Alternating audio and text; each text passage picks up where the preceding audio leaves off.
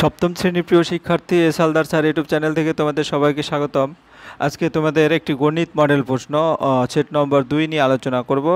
হ্যাঁ, নতুন নম্বর বিভাজন অনুসারে হলিস্টিক রিপোর্ট কার্ড অনুযায়ী তোমাদের এবারের পরীক্ষাটা হবে 30 মার্কের। হ্যাঁ, তোমরা ষষ্ঠ শ্রেণীতে পঞ্চম শ্রেণীতে তোমরা এক এক করে ধারাবাহিকভাবে 20 মার্ক 15 মার্ক এভাবে পরীক্ষা দিয়ে এসেছো। এবার কিন্তু 30 মার্কের হবে। প্রথম পর্যায়ক্রমিক মূল্যায়ন 2025 এর গাণিতিক বিশ্লেষণ সহ সম্পূর্ণ সমাধান দেখাবো আমি এই ভিডিওর মাধ্যমে। কাজে তোমরা যারা এখনও আমার এই চ্যানেলটিকে সাবস্ক্রাইব করো নাই তারা এখনই চ্যানেলটিকে সাবস্ক্রাইব করে বেল আইকনটি প্রেস করে দাও। তো প্রথমেই তোমাদের বলবো সিলেবাস কি আছে। সিলেবাস পূর্বপাঠের পুনরালোচনা, অর্থাৎ 1 নম্বর অধ্যায় অনুপাত, দ্বিতীয় অধ্যায় সমানুপাত, তৃতীয় অধ্যায় 4 হচ্ছে পূর্ণসংখ্যার যোগ বিয়োগ গুণ ভাগ, 5 সূচকের ধারণা, 6 বীজগণিতিক প্রক্রিয়া এবং 7 হচ্ছে কম্পাসের সাহায্যে নির্দিষ্ট কোণ অঙ্কন। এই 7টি চ্যাপ্টার এই তোমার প্রথম ইউনিট টেস্টের সিলেবাস অন্তর্গত। যাই হোক, আমি তোমাদের প্রথমে একটু বলে রাখি, এই ভিডিওটা তোমরা যদি না টেনে পুরো স্কিপ না করে পুরোটা দেখো, এখানে কিন্তু তোমাদের গণিতের সমস্ত সাজেশন সম্পূর্ণ একটা প্রস্তুতির যে যত কিছু দরকার সব এই ভিডিওর মাধ্যমে আছে। কাজেই তোমরা ভিডিওর শুরুতে আমি তোমাদের বলবো কিছু গুরুত্বপূর্ণ কথা। তোমাদের প্রথম পর্যায়ক্রমিক মূল্যায়ন এখন তো জানোই 30 মার্কের। কাজে এখন থেকে তোমরা একটু বেশি বেশি করে টেক্সট বইটাকে ফলো করবে এবং টেক্সট বই পড়ার পরে কোত্থেকে কোন প্রশ্ন আসতে পারে সেটাও তোমাদের কিন্তু একটা ধারণা আসবে। যাই হোক, এখানে প্রথম পরীক্ষা 30 মার্ক, সময় কিন্তু 60 মিনিট। হ্যাঁ, এই একবারে সম্পূর্ণ একটা সাজেশন। তোমরা প্রথমেই দেখো প্রশ্ন, এখানে প্রথম পর্যায়ক্রমিক মূল্যায়ন পত্র, সপ্তম শ্রেণী, সময় 60 মিনিট, বিষয় গণিত, পূর্ণমান 30। এখানে 1 নম্বরের প্রশ্ন, যে কোনো 8টি প্রশ্নের উত্তর দাও। এটা এমসিকিউ হিসেবে আসতে পারে। আমি টোটাল এখানে 15টি প্রশ্ন দিয়েছি, এখান থেকে 8টি প্রশ্ন উত্তর দেবো, অর্থাৎ তোমাদের প্র্যাকটিসের জন্য একটু বেশি অপশন রেখেছি। এরপর 2 নম্বরের প্রশ্ন হচ্ছে যে কোনো 4টি প্রশ্নের উত্তর দাও। এখানেও কিন্তু আমি 10টি প্রশ্ন সেট করেছি, 10টির মধ্যে থেকে 4টি দেবে। এবং 3 নম্বরের প্রশ্ন বীজগণিত, যেটা হচ্ছে 9টি থেকে তোমরা 4টি অ্যান্সার করবে, প্রতিটায় 2 মার্ক। এবং সর্বশেষ হচ্ছে 4 নম্বর, যেটা তোমাদের জ্যামিতি, এখানে 6 মার্ক নির্দিষ্ট করে কিন্তু জ্যামিতি থেকে তোমাদের 6 মার্ক প্রশ্ন দিবে। যাই হোক, আমরা সরাসরি সমাধান পর্বে চলে যাই। আমরা প্রথমেই যাব 1.1 2 কিলোগ্রামে 1/5 অংশ কত গ্রাম? 2 কিলোগ্রামে 1/2 কিলোগ্রাম সমান কত? 2000 গ্রাম। তাই 2000 গ্রাম ইন্টু 1/5, তাহলে এটাকে যদি আমি কাটাকাটি করি তাহলে 400 গ্রাম হয়। আশা করি বুঝতে পেরেছো। এরপর চলে যাবো 1 বস্তা চালের 0.75 অংশের দাম 1800 টাকা হলে 0.75 অংশের, অর্থাৎ 0.15 অংশের, অর্থাৎ এখানে একটু আছে 1/5 অংশের মান নির্ণয় করতে বলেছি আমরা। প্রশ্নটা এখানে 1 হবে, 1। তাহলে 0.75 অংশের চালের দাম 1800 টাকা, 1 অংশ চালের দাম 1800 ডিভাইডেড 0.75, সুতরাং 0.15 অংশের চালের দাম। এভাবে তোমরা ক্যালকুলেশন করে উত্তরটা মিলিয়ে দেবে। দশমিক থেকে দশমিক তুলে দিলাম। 5 15 75, এখানে 5 হবে। তারপরে 1800কে 5 দিয়ে ভাগ করলে যেটা হয় 360 টাকা। আশা করি বুঝতে পেরেছো। এরপরে 5/7 অংশের কত গুণ করলে 8 হবে? ধরি 5/7 অংশের x গুণ করলে 4 পাবো, ঠিক আছে। এখানে তোমার 5/7 গুণ x সমান 4, তো সেখান থেকে x এর মানটা পাবো 28/5, অর্থাৎ 5 সমস্ত 3/5। এরপর আমরা চলে যাচ্ছি 1/4। 50 মিলিলিটার, 2 লিটারের শতকরা কত? 2 লিটার সমান 2 গুণ 1000, অর্থাৎ 2000 মিলিলিটার। তারপরে 50 মিলিলিটার ও 2 লিটারের শতকরা যদি বলি তাহলে গুণ 100 দিয়ে পার্সেন্টেজ করলে যেটা হয় উত্তর 2.5। 5x স্কোয়ার সবখামেল আর এক্স স্কোয়ারের সহগ কত? 1.5 এর উত্তর হচ্ছে, এই দেখো এক্স স্কোয়ারের সাথে কত আছে? 5 আছে, কাজে এর সহগ হচ্ছে 5। এরপর আমরা চলে যাচ্ছি 1/6। x = 2y হলে x square plus y square কত? তাহলে x square plus y square, এক্সের পরিবর্তে 2 বসাবো, 2y 2 × 4 ওয়াই স্কোয়ার আর প্লাস ওয়াই স্কোয়ার, অর্থাৎ 5y স্কোয়ার। এরপর 1/7 সমকোণী সমদ্বিবাহু ত্রিভুজের কোণগুলোর অনুপাত নিন কত? তো সমকোণী সমদ্বিবাহু কোণগুলোর পরিমাপ হচ্ছে 90 ডিগ্রি, 45 ডিগ্রি, 45 ডিগ্রি। কারণ আমরা সমকোণী সমদ্বিবাহু ত্রিভুজ যদি এরকম আঁকি, এটা 90 ডিগ্রি, এইটা 45 ডিগ্রি আর এটা 45 ডিগ্রি হবে, ঠিক আছে। তাহলে অনুপাত আকারে যদি লিখি 2:, এটাকে যদি আমি 90কে 45 দিয়ে ভাগ করলে 2:1 এরকম আসে। সমকোণী সমদ্বিবাহু ত্রিভুজের কোণগুলোর অনুপাত হবে 2:1:1। এরপরে চলে যাচ্ছি 1/8 সমবাহু ত্রিভুজের কোণগুলোর অনুপাত। সমবাহু ত্রিভুজের কোণগুলোর অনুপাত হচ্ছে কি 60 ডিগ্রি 60 ডিগ্রি 60 ডিগ্রি অনুপাত করলে 60 দ্বারা প্রতিটাকে ভাগ করলে 1:1:1। তারপর 2 টাকার পার 12.5% কত পয়সা? 2 টাকায় 200 পয়সা হয় আমরা জানি, কাজে 200 পয়সায় 12.5 মানে 200 গুণ 12.5 ডিভাইডেড 100, কাটাকাটি করলে 25 পয়সা আসে উত্তর। শূন্যস্থান পূরণ করো। ড্যাশ অনুপাত 13 অনুপাত ডাবল অনুপাত 14 অনুপাত 65। তাহলে আমরা যদি দেখি এটা কিভাবে আসবে, হ্যাঁ, অর্থাৎ আমরা প্রথমে যদি ফাঁকা ঘর ধরলাম এক্স ডিভাইডেড 13, নিচে লিখবো 13 সমান 14 ডিভাইডেড 65, ঠিক আছে। তাহলে 65, এখন এক্সের মানটা বের করতে হলে এই 13টা এপাশে গুণ হয়ে যাবে, কাটাকাটি করলে 14/5 আসবে উত্তর। এরপরে 1-এর 11, 3-এর পাওয়ার 0, 2-এর পাওয়ার 0, যোগ আছে গুণ 5-এর পর কোনো সংখ্যার পাওয়ার 0 মানে কি 1, তাহলে এটা সমান 1, এটা সমান 1 আর এটাও সমান 1, তো 1-এর 1 2, 2 গুণ 1 অর্থাৎ উত্তর হবে 2। এরপর আমরা 2 কিলোগ্রাম 30 গ্রামের 2/5 অংশ কত? 2 কিলোগ্রাম 30 গ্রামে 2 কিলোগ্রাম 30 গ্রাম কত? 2000 যোগ 30 অর্থাৎ 2030 গ্রাম। তাহলে এরপরে 2 কিলোগ্রামের 30 গ্রামের 2/5 অংশ সমান 2030 গুণ 2 ডিভাইডেড অর্থাৎ 812 গ্রাম। এই হচ্ছে 1-এর 12 নম্বর। এরপর পূর্ণ সংখ্যার বিয়োগ বিনিময় সূত্র মেনে চলে, সত্য না মিথ্যা? এটা মিথ্যা। 2 অনুপাত 5 অনুপাত আবার 7 অনুপাত 8 আবার 3 অনুপাত 4 মিশ্র অনুপাত। মিশ্র অনুপাতের নিয়ম হচ্ছে কি, প্রথম যে রেশিওগুলি অর্থাৎ পূর্বপদ, সকল পূর্বপদ গুণ করবে, হ্যাঁ, আবার পরপদগুলি গুণ করে অনুপাত আকারে লিখে দিলে সেটা মিশ্র অনুপাত হয়ে যাবে। তাই 2 গুণ 7 গুণ 3 আর 5 এটা করলে দেখা যাচ্ছে অনুপাত আকারে আমার কত হয় মিশ্র অনুপাতটা, এখানে গুণফলটা লিখতে হবে। 7 2 14, 3 14 42, ঠিক আছে। তাহলে এখানে আসবে কত? 42 অনুপাত 5 আর 40 160। এটাকে যদি আবার ছোট করা যায়, ছোট করে অনুপাত আকারে মিশ্র অনুপাতে লিখে দেবে। এরপর 5² এই সংখ্যামালার এক্সের সহগ -2 অর্থাৎ এক্সের সহগ -2। এই হচ্ছে তোমার 1 নম্বরের প্রশ্ন। এবার আমরা চলে যাব 2 নম্বরের। হ্যাঁ, যে কোনো 4টি প্রশ্ন উত্তর দাও, এখানে 10টি প্রশ্ন আছে তোমাদের। হ্যাঁ, কিছু নিজেদের প্রস্তুতির জন্য আমি এক্সট্রা কিছু প্রশ্ন দিয়েছি, সেগুলোর সমাধান দেখাবো। একটি বন্যাত্রাণ শিবিরে 4000 জনে 190 দিনে খাবার মজুদ আছে। 30 দিন পর 800 জন অন্যত্র চলে গেলেন। হ্যাঁ, যারা রয়ে গেলে অবশিষ্ট খাদ্যে তাদের কতদিন চলবে হিসাব করি। তো লোক সংখ্যা হচ্ছে 400 জন, 4000 জন এবং সময় হচ্ছে 190 থেকে 30, কারণ 30 জন চলে গিয়েছে। 30 দিন অর্থাৎ 160 দিন। আবার 4000 বিয়োগ 800, কারণ 800 চলে গিয়েছে 3200 এবং হোয়াট। তো লোক সংখ্যা কমলে একই পরিমাণ খাবার বেশি দিন চলবে। সুতরাং লোক সংখ্যার সঙ্গে সময় ব্যস্ত সমানুপাত, অর্থাৎ একটা বাড়লে একটা কমলে সেখানেই ব্যস্ত সমানুপাত হয়। তাহলে 3200 অনুপাত 4000, এটা অনুপাত, এটা 4000 প্রথমটা। তাহলে এখানে হবে উপরেরটা মাইনাস নিচেরটা। আমরা জানি যে নিচের যে রাশি থেকে শুরু হবে, হ্যাঁ, যদি ব্যস্ত অনুপাত হয় তাহলে তার উল্টা হয়ে যাবে, অর্থাৎ 3000 আগে তা অনুপাত 3200 অনুপাত 4000 ইকুয়াল দিয়ে বা ডবল অনুপাত দিয়ে 160 অনুপাত হোয়াট। তাহলে এখান থেকে যদি আমরা নর্মাল ক্যালকুলেশন করি, হ্যাঁ, তাহলে চতুর্থ পদ যদি আমরা বের করতে যাই, তাহলে 3200 গুণ চতুর্থ পদ সমান, অথবা তোমার 3200 ডিভাইডেড 400 160 ডিভাইডেড, যে কোনোভাবে ক্যালকুলেশন করলে চতুর্থ পদ আসে 200। আশা করি বুঝতে পেরেছ। এরপরে 6 নম্বর না তো, দুটি বাড়ির দামের অনুপাত। হ্যাঁ, আমরা প্রশ্নটা আবার দেখেছি, এই যে দুটি বাড়ি অর্থাৎ 2 নম্বরের প্রশ্ন। দুটি বাড়ির দামের অনুপাত 4:3। দ্বিতীয়টির দাম 42000 টাকা। প্রথম বাড়িটির দাম কত হিসাব করে? প্রথম বাড়ির দাম যদি 70,000 টাকা বেশি হতো তবে তাদের অনুপাত কত হবে? হ্যাঁ, দুটি বাড়ির দামের অনুপাত, প্রথম বাড়ির দাম অনুপাত দ্বিতীয় বাড়ির দাম, তাহলে 4/3। তাহলে এখান থেকে আমরা প্রথম বাড়িটির দাম এটা যদি আলাদা করি, প্রথম বাড়িটি এক পাশে রাখবো, এই তৃতীয় বাড়ির দাম গুণ 4 ডিভাইডেড 3 এভাবে চলে আসবে, অর্থাৎ 5600 টাকা। প্রথম বাড়ির দাম হবে 70,000 টাকা বেশি হলে প্রথম বাড়িটির দাম হবে, ওখান থেকে 70,000 যোগ করে দেব। তারপরে অনুপাত করতে হবে দুটো, একটা 6,30,000 আর একটা 4,20,000, এই দুটো অনুপাত 3:2। এরপরে শিবাজি সংঘের ক্লাবে যতজন সদস্য আছে প্রত্যেক সদস্য সংখ্যার 5 গুণের টাকা চাঁদা দিয়েছে। তারপরে 5,1,5,2,0 এই টাকাটা চাঁদা উঠেছে, হিসাব করে দেখি। তা প্রত্যেক সদস্য সংখ্যার 5 গুণ টাকা দিয়েছে, কাজে 5 দ্বারা ভাগ করব প্রথমে। তাহলে এটাকে 5 দিয়ে ভাগ করলে কত আসে?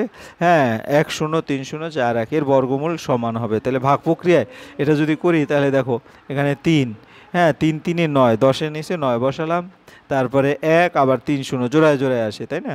তাহলে দেখা যাচ্ছে 3-এর দ্বিগুণ হয়ে গেল 6, তারপরে 2 এখানেও 2 লিখবো, এখানেও 2, অর্থাৎ 62 দুগুণে 124। তারপরে এই তোমার এখানে 62, এই 2-এর আবার দ্বিগুণ অর্থাৎ 64, তো 1 করলে অর্থাৎ 321 হবে বর্গমূল। তাহলে ক্লাবের সদস্য সংখ্যা 321 জন।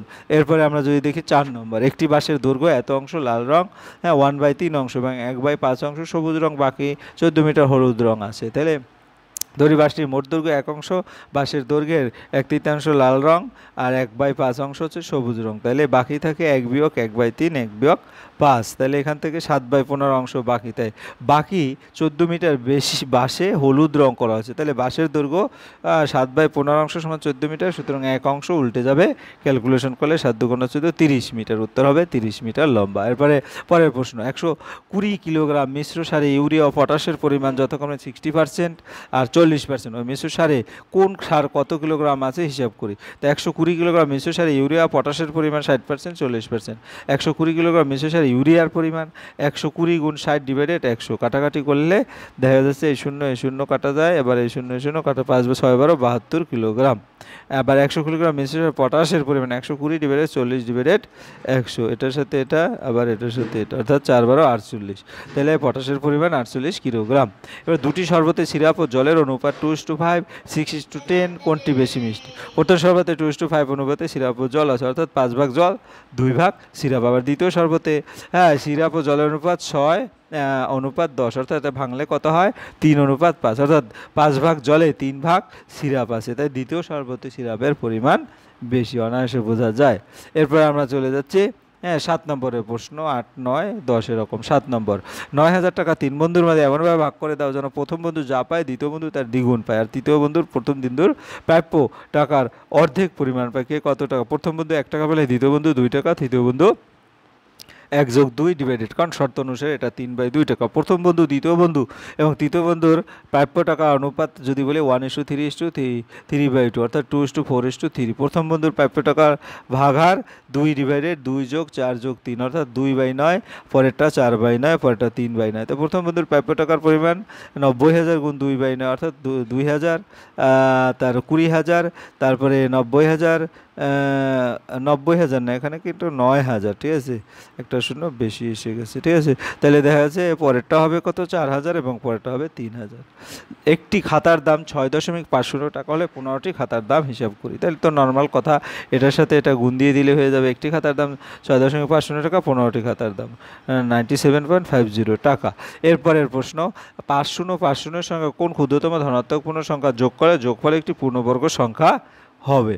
আমরা উত্তরটা যদি দেখি, ভাগ প্রক্রিয়া 5 বর্গমূল নির্ণয় করলে এখানে তোমরা দেখতে পাচ্ছ 7 × 7 = 49, এই যে 7-এর সাথে 7 49, 50 থেকে 49 1 আর 5 শূন্য নিয়ে নামালাম, তা 7-এর দ্বিগুণ 14, 140 × 100, এখন তো 71 অবশিষ্ট থাকে, অর্থাৎ তার সংখ্যাটি 71-এর পরে যেটা হবে, তাই না? 71 × 71 5,041, আবার 72 × 72 5,184, অর্থাৎ আমরা যদি দেখি 5,184 থেকে 5,050 বাদ দিয়ে 134 যোগ করলে যোগফল একটি পূর্ণবর্গ সংখ্যা হবে। অর্থাৎ তুমি বর্গমূল করে 71 পাবে, 71 × 71 5,041, এবং পরের সংখ্যা 72 × 72 5,184 আসে। তাহলে আমার মেইন যে সংখ্যা আছে 5,050, এর থেকে 5,184 থেকে সেটা বাদ দিলে যে উত্তর বিয়োগফলটা পাবো সেটাই হবে উত্তর।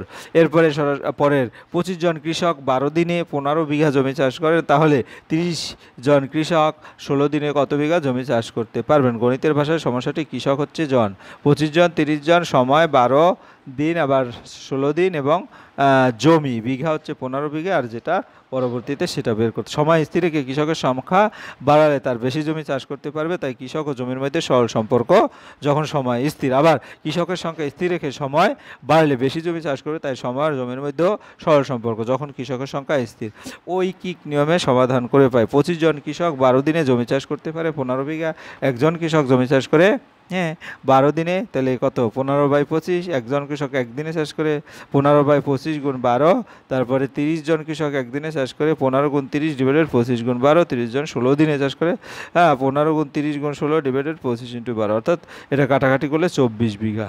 তাহলে 24 বিঘা 30 জন কৃষক 16 দিনে 24 বিঘা জমি চাষ করতে পারে। কাটাকাটিটা তোমরা এখান থেকে এই যে ক্যালকুলেশনটা যেটা আছে এখান থেকে দেখে নিবে। যাই হোক, এরপর আমরা চলে যাচ্ছি পরের প্রশ্ন, অর্থাৎ 3 নম্বরের প্রশ্ন, মান নির্ণয় করো। এরকম করে বেশ এখানেও টোটাল 9টি প্রশ্নের মধ্যে 4টি প্রশ্নের উত্তর দিতে হবে। তাহলে প্রথম প্রশ্ন, 25 স্কোয়ারকে 5 স্কোয়ার করা যায়, আবার 25কে 5 স্কোয়ার করা যায়। তাহলে এখান থেকে ভাঙালে 2 দুগুণ 4, এই 4 লিখলাম এই যে, আবার 5 দুগুণ 10, এই 5 10 লিখলাম এখানে। তাহলে এখন উপরে থাকলে যোগ আর নিচে থাকলে বিয়োগ হয় সূচকের নিয়মে। তাই 4 যোগ 10 এটা লিখলাম।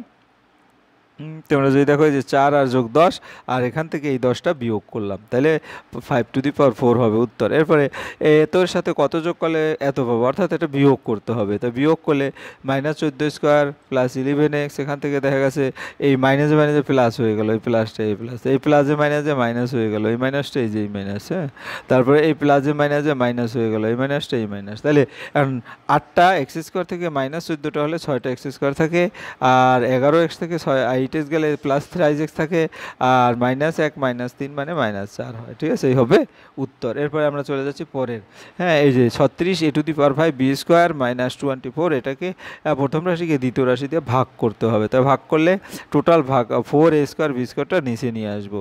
নিচে নিয়ে আসলে এই যে b স্কোয়ার কাটা গেল, তারপরে 4 4 নং 36 হলে এই যে সেই 9, আর এ কয়টা আছে 5টা থেকে 2টো গেলে 3টে থাকে, হ্যাঁ আর এখানে 4 6 24, এখানে 6 আসবে। ঠিক আছে, তারপরে স্কোয়ার কাটা যাবে, বি 5 আছে, 5 থেকে 2টো গেলে 3টে থাকে, অর্থাৎ এটা হবে উত্তর। বুঝতে পেরেছো? এরপরে এখানে কি গুণ আছে, তো 4/3 যেটা আছে আমরা কি করব, প্রথমে সংখ্যাগুলি একসাথে গুণ করে নিব। ঠিক আছে, তো 4/3 × 1/3 × 6, তারপরে এক্সের পাওয়ারগুলি যোগ করে দেবো। এক্সের পাওয়ার একটা আছে, একটা আছে, আর একটা আছে 1, তাহলে 2 + 1 + 1 এভাবে পাওয়ার, ওয়াইয়ের সাথে সে একইভাবে, জেডের সাথে একইভাবে। তাহলে এখানে যদি আমি একটু কাটি, 3 দুগুণ 6 -2, তাহলে 4 দুগুণ 8, মাথায় -8/3 x⁴ y⁴ z⁴। এরপরের প্রশ্ন, 3x² + x * এটা সরল করতে হবে। 3x² থেকে গেল, আর x * x + 2 মানে x² + 2 এভাবে আসলো 2x, আর এটা -3x * 2x + 1, তাহলে -6² - 3x, অর্থাৎ এখান থেকে যদি কমাই বাড়াই তাহলে 3টা x², একটা x² -6টা মানে -2x², আর শুধু 2x থেকে 3x গেলে শুধু -x থাকবে। আশা করি বুঝতে হবে। আয়তক্ষেত্রের ক্ষেত্রফল 8x² পাবো, দৈর্ঘ্য 4x হলে প্রস্থ কত হবে হিসেবে, আয়তক্ষেত্রের ক্ষেত্রফল হচ্ছে 8x², আর দৈর্ঘ্য এত, তাহলে আমরা জানি প্রস্থ হবে দৈর্ঘ্য ক্ষেত্রফল ডিভাইডেড প্রস্থ, তাহলে এটার সাথে 4 দুগুণ 8 হয়ে যাবে, আর x² একটা আছে আর নিচে x আছে, তাহলে শুধু x হবে, অর্থাৎ 2x একক।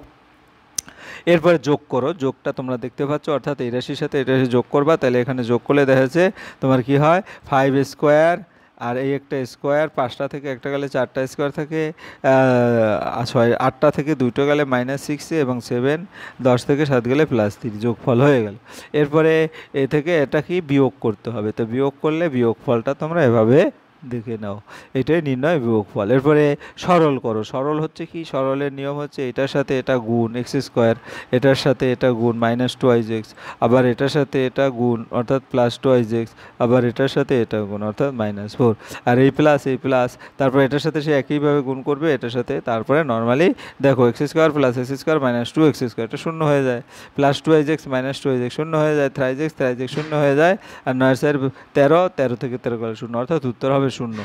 এরপরে আমরা চলে যাচ্ছি সরাসরি চাঁদা ব্যবহার না করে 75 অথবা 135 ডিগ্রি কোণ অঙ্কন করো, অথবা তোমার এরকম দুটো অপশন আছে, স্কেল, পেন্সিল, কম্পাসের সাহায্যে কী করতে হবে, আমরা প্রথমে 75 ডিগ্রি আঁকবো। 75 ডিগ্রি আঁকতে গেলে কী করতে হবে, প্রথমে 90 ডিগ্রি আঁকবো। তাহলে 90 ডিগ্রি আঁকতে গেলে আমি তোমাদের যদি দেখাই, এরকম একটা চাপ দেবে, এরকম একটা চাপ, এটা এবারে এখান থেকে এটা, পরে এইখানে কম্পাস বসাবো, এখানে কম্পাস বসিয়ে 90 ডিগ্রি আঁকলা, অর্থাৎ এভাবে ধরে নিলাম এটা 90 ডিগ্রি। ঠিক আছে, তারপরে এইখানে আর এখানে কম্পাস বসিয়ে একটা চাপ দিতে হবে, সেই চাপটা যোগ করলে 75 ডিগ্রি হবে, যেটা এখানে তোমাদের দেখানো হয়েছে ABC। এরপরে আমরা যদি দেখি আরও বেশ কয়েকটা কোণ যদি দেখি, 120 ডিগ্রি, 120 ডিগ্রি আঁকতে গেলে কী করতে হবে, এখানে চাপ দিয়ে টোটালটা চাপ দেবে, তারপরে এখানে কম্পাস বসাবে একবার সেই এক সমপরিমাণ যাতে না নাড়ে, আবার চাপ দিলে এটা হবে কত 120, তারপরে 90, তারপরে এরকম করে তোমরা অনায়াসে আঁকতে পারবে। এবার স্কেল পেন্সিল সেই 60 ডিগ্রি কোণ, হ্যাঁ 60 ডিগ্রি আমাদের কোণটা হচ্ছে 60 ডিগ্রি, আমি এই যে 60 ডিগ্রি দেখিয়েছি, ঠিক আছে।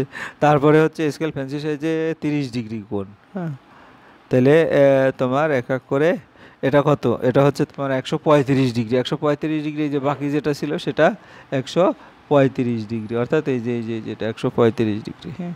তারপরে এই 30 ডিগ্রি, 30 ডিগ্রি অর্থাৎ 60 ডিগ্রিকে অর্ধেক করলে এটা কি 30 ডিগ্রি কীভাবে আঁকবে, এরকম একটা চাপ দিয়ে তারপরে এরকম, এটা হলো 60 ডিগ্রি, এটা যোগ করে দাও, তারপর এইখানে আর এখানে কম্পাস বসাবে, এই যে এখানে একবার কম্পাস বসিয়ে এরকম একটা চাপ দেবে, না নড়িয়ে এখানে বসিয়ে এরকম চাপ দেবে, পরে এটা যোগ করে দিলেই 30 ডিগ্রি হয়ে যাবে। আশা করি বুঝতে পেরেছো। এরপর স্কেল পেন্সিল কম্পাসে যে 105 ডিগ্রি, সেটা 105 ডিগ্রি এইভাবে, অর্থাৎ তুমি 105 ডিগ্রি কীভাবে আঁকবে, প্রথমে একটা চাপ দিবে, তারপরে এরকম এরকম, এটা কিন্তু 120 ডিগ্রি, পরে আমরা কি করব 80 ডিগ্রি আঁকবো, 90 ডিগ্রি আঁকবো, পরে এই জায়গায় হ্যাঁ কম্পাস বসে এরকম একটা চাপ, এই জায়গায় কম্পাস বসে এরকম একটা চাপ, পরে এটা যোগ করে দিবে, ঠিক আছে। এটা হচ্ছে 105 ডিগ্রি, তাহলে 60 ডিগ্রিও তো অনায়াসে পারবে। এরপরে একটা টোটাল 12 সেন্টিমিটার দৈর্ঘ্যের একটি সরলরেখা আছে, তাকে সমান 4 ভাগে ভাগ করতে হবে। আমি যদি তোমাদের একটু দেখিয়ে দিই, ধরো 12 সেন্টিমিটার, এখানে কম্পাস বসাবে, এখানে একটা চাপ দেবে, উপরেও একটা চাপ দেবে, ঠিক আছে। আবার এখানে কম্পাস বসাবে, এখানে একটা চাপ দেবে, এখানে একটা চাপ দেবে, ধরে নিলা সেই চাপ দুটো যোগ হলো, ঠিক আছে। এরপরে আবার এই জায়গায় বসিয়ে এদিকে একটা চাপ, এদিকে একটা চাপ, এদিকে একটা চাপ, আবার এদিকে একটা চাপ, হ্যাঁ আবার এখানে বসে এটার উপরে চাপ পড়বে, এটার উপরে চাপ পড়বে, এখানে বসালে এটার উপরে চাপ পড়বে, এটার উপরে পরে এটা যোগ করে দেবে, এটা যোগ করে দেবে, ঠিক আছে। এইভাবে তোমরা সমান 4 ভাগে ভাগ করবে, ঠিক আছে। তাতে কি হবে, এডি ডিসি সি এবং ইবি প্রতিটির দৈর্ঘ্য 12/4 অর্থাৎ 3 সেন্টিমিটার পাওয়া যাবে তোমরা, হ্যাঁ স্কেল দিয়ে মাপলো 3 সেন্টিমিটার পাবে। এই হচ্ছে তোমাদের টোটাল যে একটা পূর্ণাঙ্গ, হ্যাঁ সাজেশন বলো, একটা পূর্ণাঙ্গ মডেল প্রশ্ন বলো। পরিশেষে বলবো, তোমরা যারা এখনও আমার চ্যানেলটিকে সাবস্ক্রাইব না করে ভিডিওগুলি দেখছো, প্লিজ প্লিজ প্লিজ চ্যানেলটিকে সাবস্ক্রাইব করে বেল আইকনটি প্রেস করে দাও। ভিডিওটি দেখার জন্য ধন্যবাদ। তারপরে ভিডিওটি ভালো লাগলে লাইক কমেন্ট শেয়ার করতে ভুলো না। আজ এই পর্যন্ত, ধন্যবাদ সবাইকে।